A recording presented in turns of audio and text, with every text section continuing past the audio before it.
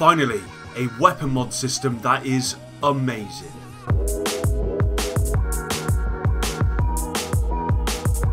What's up agents, Epic Slayers here. Today we're going to look at the weapon mod system in the Division 2 and why it's better than the Division 1. If you enjoyed this video, drop a like, subscribe if you're new, and let's get to it. On screen is the new weapon mod system in the Division 2. Now this is a lot different from the Division 1 and I will go over the reasons why. Now as you can see, it looks a lot more simplified, a lot more clean. It's under the resources part there on, if you look in the top right hand corner, it's under resources and you can access all the mods that you've obtained within the game. It tells you on the right hand side what weapons it will fit on. Now we have confirmation that once you pick up a mod, for example in this case the MK5 scope, once you pick that mod up, it saves that mod within your resources. You no longer need to pick up multiples of those mods if you want them on multiple weapons. For example, if you wanted this MK5 scope on the lightweight M4, you could do that, but you could also put it on the Marine Super 90, or you could put it on the Vector SBR. It doesn't matter. Once you have that mod, you can put it on any weapon you like.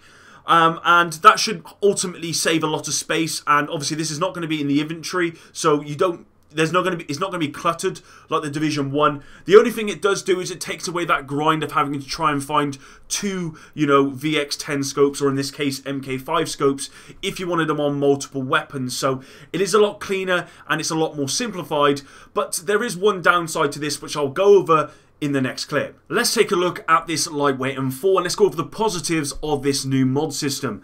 So as you can see, we've got an extended magazine. Below that we've got the heavy firing spring and then the high velocity magazine. There's currently nothing equipped to this lightweight M4 and I'm sure that you guys will see some vast differences between this and the Division 1. The first one to note is that we've got plus and minus attributes, which I think is actually really good.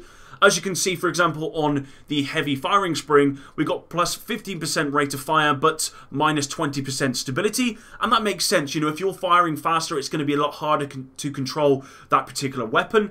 The high velocity magazine has plus 20% crit chance and then minus 8% weapon damage, which again, I think is really cool. It makes you really think about what am I going to get out of using this magazine and what am I going to lose? And that's a really cool idea. That actually opens up a wealth of different variations on particular builds and weapons within the game, and I think that's really cool. Another thing you might have noticed here is the extra rounds within the extended magazine.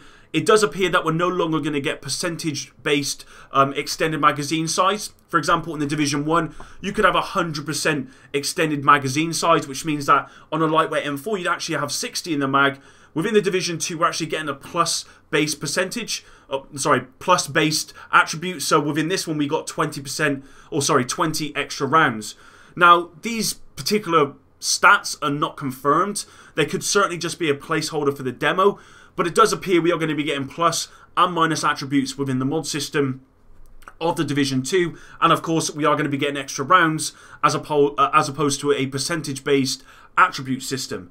Now the major problem with this, in my opinion, and I want to get your feedback in the comments down below, is that if, for example, you pick up this extended magazine, from what I can tell, and I've looked at multiple weapons with extended magazines on them, and this may change again, what I can tell, if you pick up the extended magazine, there is no variation on the attributes within that extended magazine. And what I mean by that is you couldn't have, say, plus 30 on one extra rounds, and then on another one have, say, plus 20. It appears to me that if you pick up that extended mag, it is the same across the board, and I'm not so sure about that. I like the idea of trying to find a God Roll extended magazine or a God Roll heavy firing spring.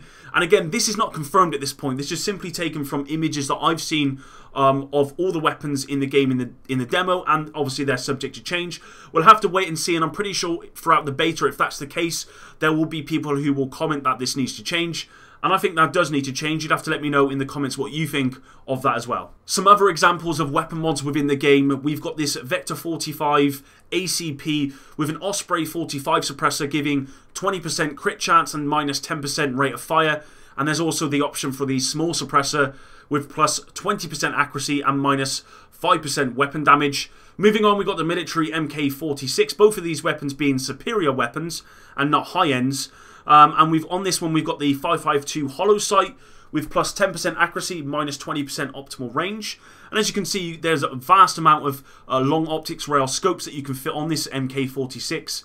We got the MK5 scope with 20% optimal range, 20% headshot damage and minus 5% reload speed. The ACOG scope, which is 4 times, giving plus 30% optimal range and minus 15% crit damage. The T2 micro red dot sight with plus 15% accuracy and minus 30% optimal range.